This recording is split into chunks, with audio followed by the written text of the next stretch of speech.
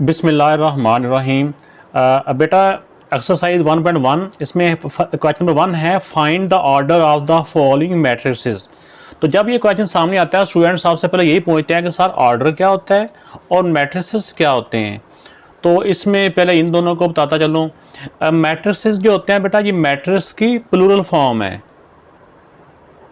तो सिंगुलर होगा तो जब एक होगा तो उसको मैट्रिक्स कहेंगे, जब एक से ज़्यादा होंगे तो मैट्रिसेस। तो इसका ऑर्डर कहते हैं साइज़। तो मैट्रिक्स के साइज़ को तो जिस तरह हम मुख्तलिफ चीज़ों की पैमाइश करते हैं, उसका साइज़ कमरा हो, कोई प्लॉट हो, कोई उसकी लंबाई चौड़ाई, इसी तरह मैट्रिक्स का भी एक साइज़ होता है जिसको ऑर्डर बोलते हैं। तो ये ऑर्डर किस तरह से इसका मालूम करते हैं उसके बारे में मैं आपको बताता हूँ। तो इसका बेटा ऑर्डर फाइंड करने से पहले जो चीज़ें हमने देखनी होती है वो ये होती हैं कि हमने पहले इसकी रोज़ और कॉलम देखनी होती हैं। रोज़ क्या होती हैं? हॉरिजॉन्टल जो लाइन होती है ना, अगर हम देखें इसमें इस तरफ से अगर हम देखें तो ये दो लाइंस हैं, एक ये और दूसरी ये वाली। जो पहले वाली है उसको बोलते हैं इसको रो वन, चाहे आप रो के पूरे स्पेलिंग लिख लें ROW रो 1, और ये दूसरी वाली है रो 2। तो टोटल कितनी रोज़ होगी? 2 रोज़ हैं। इसी तरह अब आते हैं कॉलम। कॉलम होता है जो ऊपर नीचे वर्टिकली जो लाइंस होती हैं। तो अब देखें इसकी जो वर्टिकल सी लाइन कितनी है, अगर हम यहाँ से देखें तो ये इसकी ऊपर को नीचे को ये इसका कॉलम 1 है, ठीक है ना। ये पहली लाइन है जिसको कॉलम 1 कहते हैं, और ये वाला इसका कॉलम 2। तो अब इसकी रोज़ भी मालूम हो गई हैं और कॉलम्स की तादाद भी मालूम हो गई है। तो बेटा ऑर्डर में फिर यही होता है कि पहले रो लिखा जाता है, रो की तादाद यानी नंबर ऑफ रोज, इसमें कितनी रोज हैं? 2, और बाय कॉलम्स की तादाद, कॉलम्स कितने हैं? कॉलम्स भी 2 हैं। तो इसका ऑर्डर हो जाएगा ऑर्डर ऑफ ए, क्योंकि इस मैट्रिक्स का नाम ए है ना, तो ऑर्डर ऑफ ए 2/2। इसको ऐसे भी लिख सकते हैं या इसको ऐसे भी लिख सकते हैं 2/2। यहाँ बाय का मतलब मल्टीप्लाई नहीं है, ये साइज़ की इसकी जो डिमेंशन होती है उसके लिए ये बाय बोला जाता है। तो ये बेटा इस पार्ट का आंसर आ गया। तो बेटा ये बी मैट्रिक्स है, बी मैट्रिक्स का भी जो मैट्रिक्स है इसका भी हमने ऑर्डर फाइंड करना है। तो सबसे पहले रोज़, इसकी रोज़ कितनी है? एक रो ये, दूसरी रो ये, इस रो को रो होती है ना, तो इसमें रो कितनी होगी? रोज़ की तादाद है टोटल 2। ये मैंने डायरेक्ट कर दिया, पहला स्टेप ना मैंने आपको अलग अलग से आपको समझाने के लिए ये किया था। तो हम इस तरह डायरेक्ट भी लिख सकते हैं, रोज़ 2 हैं और इसके कॉलम कितने हैं? एक कॉलम, दूसरा कॉलम, तो इसके कॉलम है, कॉलम भी इसके 2 है। तो अब इसका लिख देंगे ऑर्डर ऑफ बी। तो इसका बेटा ऑर्डर बन जाएगा, पहले रोज़ लिखनी होती हैं 2/2। तो इसके बारे में मैं पहले भी बता चुका हूँ को बाय को ऐसे भी लिख सकते हैं, इसको मल्टीप्लाई नहीं पढ़ना, बाय पढ़ना है। तो यह बेहतर तरीका जो बुक्स के एग्जाम्पल्स में वो इस फॉर्म में लिखा हुआ है, तो जैसे भी आप लिख लें तो ये ठीक है। तो अब बेटा इसमें देखें सी जो मैट्रिक्स है इसमें रोज़ की तादाद कितनी है? इसमें देखिए इस रो को रो इसकी 1 है, और कॉलम होते हैं ऊपर से नीचे को। अगर इस तरफ से देखें तो एक ये लाइन है, दूसरी ये है, तो इसमें कॉलम्स 2 हैं। तो order of C matrix mean, तो इसका साइज़ क्या है, इसका ऑर्डर क्या है? पहले रो लिखा जाता है फिर कॉलम, ये रोज़ की तादाद बाय कॉलम्स की तादाद, ये भी इसका ऑर्डर है, ऑर्डर ऑफ सी। तो बेटा आप डी मैट्रिक्स का ऑर्डर फाइंड करने के लिए डी में रोज़ कितनी है, जो डी मैट्रिक्स में रो कितनी है? रो हमने इस तरफ को होती है, रो जो लेफ़्ट राइट को होती है, इस तरफ से एक रो ये है, दूसरी रो ये है, तीसरी रो ये है। तो रो की तादाद कितनी है? नंबर ऑफ रोज़ हैं 3। कॉलम्स होते हैं ऊपर से नीचे को, तो कॉलम्स कितने हैं? वो इधर से एक ही है। तो इसका ऑर्डर ऑफ डी इसका होता है रोज़ बाय कॉलम्स, तो ये इसका ऑर्डर है। तो बेटा अब ई मैट्रिक्स है, ई मैट्रिक्स में रोज़ की तादाद कितनी है? देखें ये एक रो, ये दूसरी रो और ये तीसरी रो। इसमें नंबर ऑफ रोज़ या रोज़ की तादाद 3 है। रोज़ को उर्दू में कितार कहते हैं, कितार। और कॉलम्स कितने हैं? कॉलम्स होते हैं ऊपर से नीचे को, तो ऊपर नीचे देखें एक ये और दूसरा ये, तो इसमें जो कॉलम्स की तादाद है वो 2 है। तो ऑर्डर ऑफ ई पहले हमेशा रो लिखना होता है बाय कॉलम्स की तादाद। तो इसमें जो मिस्टेक होती है ना स्टूडेंट्स से, वो बात वो भूल जाते हैं, वो कॉलम को पहले लिख देते हैं रोज़ को बाद में। तो ये बात याद रखना है कि पहले रोज़ आएंगी फिर कॉलम्स आएंगे। तो एफ मैट्रिक्स में बेटा देखें, अगर हम इसकी रोज़ देखते हैं तो इस तरफ से रो इसकी 1 ही है, और अगर इसके कॉलम कॉलम होते हैं ऊपर नीचे को देखें तो ये भी एक ही है। तो इसमें रोज़ की तादाद भी 1 है, कॉलम की तादाद भी 1 ही है। तो इसका ऑर्डर ऑफ एफ हो जाएगा 1/1। ये इसका ऑर्डर ऑफ एफ मैट्रिक्स। इस वाले मैट्रिक्स में देखें बेटा रोज़ की तादाद कितनी है, 1 रो, 2 और 3। इसकी रोज़ की तादाद है 3। इसी तरह कॉलम्स ऊपर नीचे को 1 कॉलम, 2 कॉलम, तीसरा कॉलम, तो कॉलम भी 3 हैं। तो ऑर्डर ऑफ जी 3/3। ये बेटा इसका आंसर है। तो बेटा एच जो मैट्रिक्स है इसमें देखेंगे पहले रोज़ की तादाद हमने देखनी है। रोज़ की तादाद होती है ऐसा हॉरिजॉन्टली, तो हॉरिजॉन्टल इसकी रो होती है। तो इसमें देखें एक इसकी रो ये बन गई और सेकंड रो ये बन गई।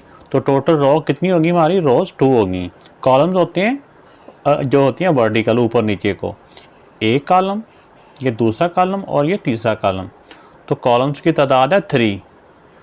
तो ऑर्डर ऑफ एच, तो इसमें पहले रो बाय कॉलम, इसको मल्टीप्लाई और कुछ नहीं करना। बस जब ऑर्डर पूछा जाता है तो यही तक ही, ऑर्डर मीन साइज होता है कि एक साइड को इसकी 2 रोज़ हैं और 3 कॉलम्स हैं, बस यहीं तक इसका आंसर होता है।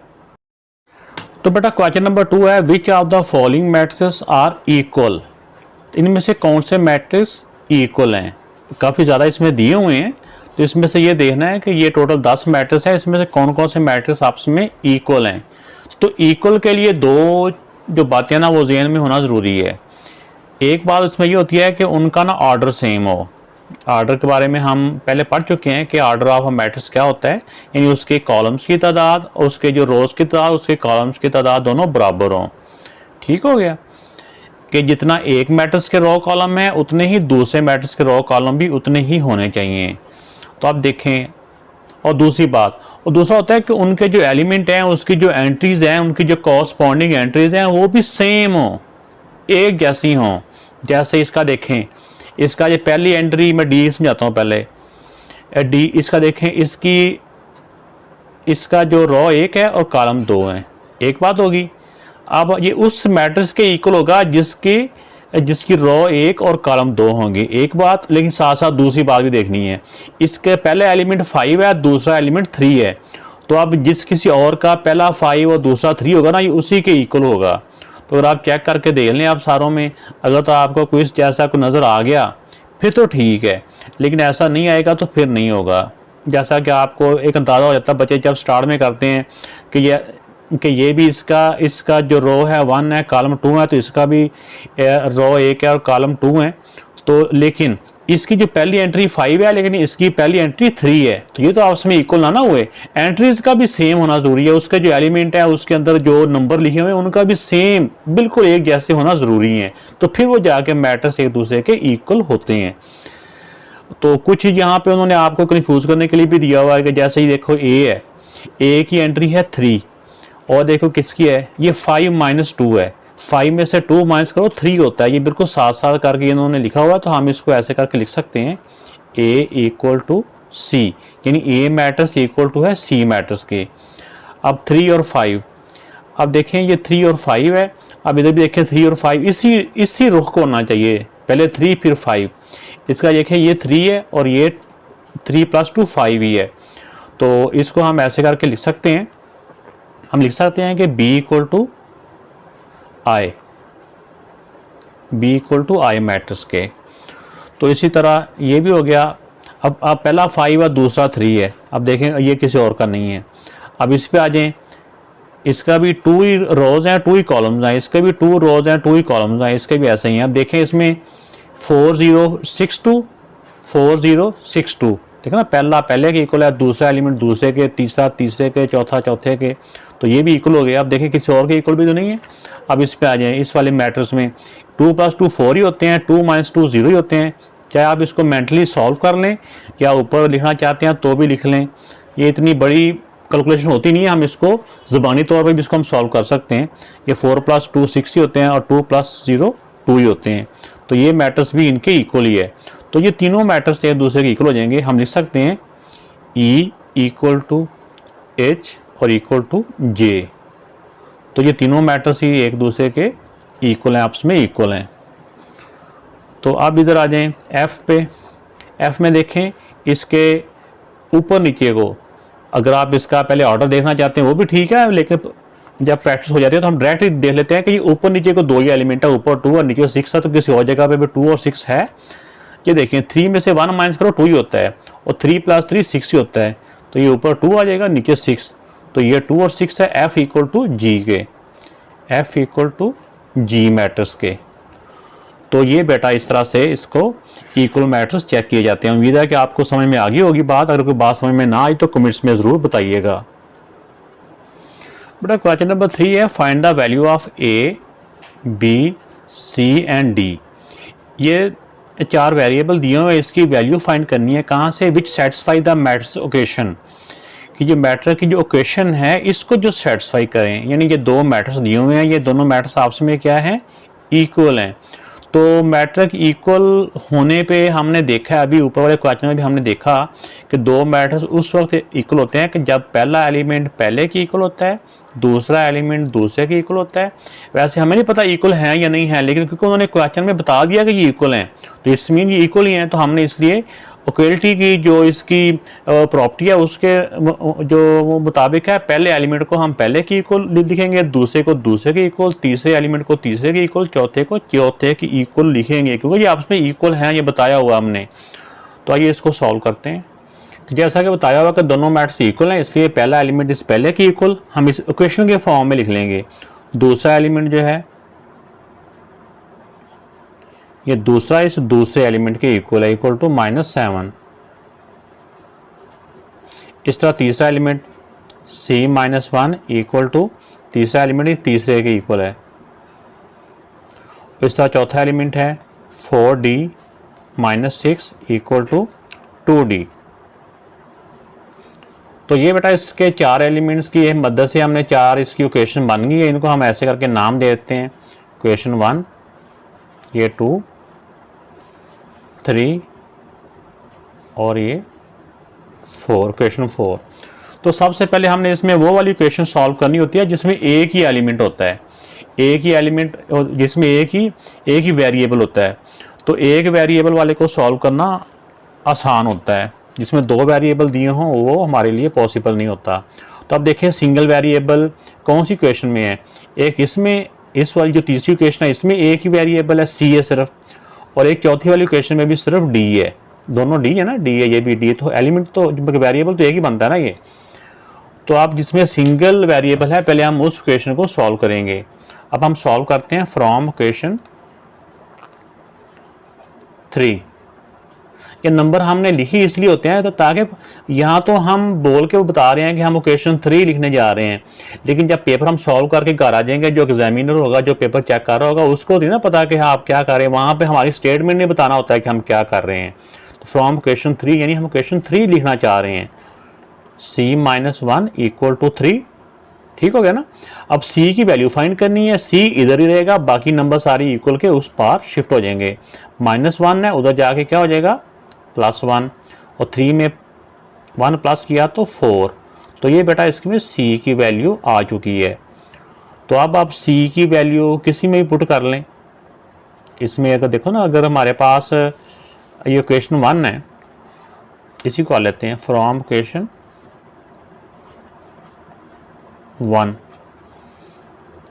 A + C equal to 0। अब यहाँ पे C की वैल्यू हमें मालूम हो चुकी है, इसलिए हमने इसको सॉल्व किया। अगर दोनों में से दोनों वैल्यू मालूम ना हो तो फिर हमने इसको नहीं करना था, फिर हम D को भी कर सकते हैं पहले।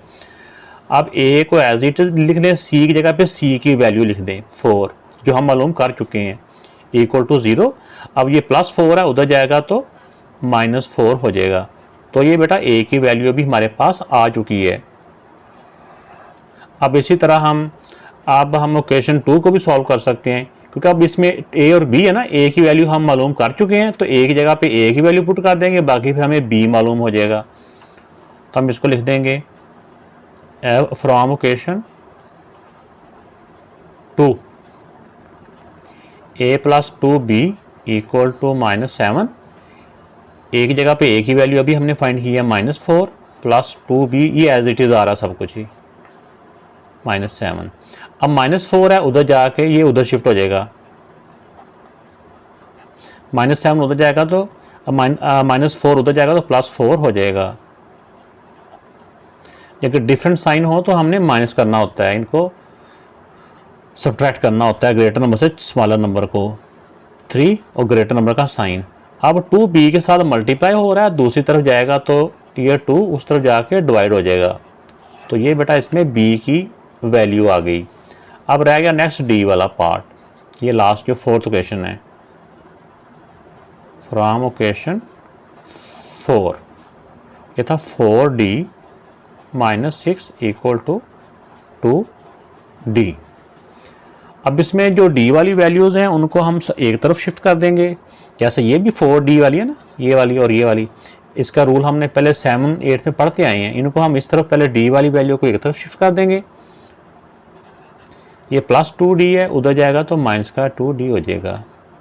और ये जो कांस्टेंट है ये इक्वल के दूसरी पास शिफ्ट हो जाएंगे, -6 उधर जाके +6 हो जाएगा। अब d में d की वैल्यू को हम आपस में प्लस माइनस कर सकते हैं, तो डिफरेंट साइन अब माइनस हो गए, तो 4 से 2 माइनस किया 2d = 6। अब ये 2 इस तरफ मल्टीप्लाई हो रहा है, दूसरी तरफ जाएगा तो डिवाइड हो जाएगा। तो 6 को 2 से डिवाइड करेंगे तो 2 1 दा 2 3 दा, तो d = 3 आंसर आ गया। तो एंड पे हम इन सारी वैल्यूज़ को, वेरिएबल्स को हम इन सारों को इकट्ठा करके एक जगह पे भी लिख सकते हैं, नहीं तो ऐसे भी छोड़ देंगे तो गलत नहीं है। तो ये बेटा तमाम वेरिएबल्स की वैल्यू को मैंने इकट्ठा करके तरतीब से भी लिख दी है, तो ऐसे रहने दें फिर भी ठीक है, या फिर हम इसको अगर जो फ्रैक्शन है इसको डेसिमल में भी कर देंगे फिर भी ठीक है। 3 को 2 से डिवाइड करेंगे तो 1.5 आ जाता है सार नेगेटिव का, तो ऐसे भी लिख दें फिर भी ठीक है। तो लेकिन ऐसे भी रहने देंगे तो कोई ऐसी बात नहीं है।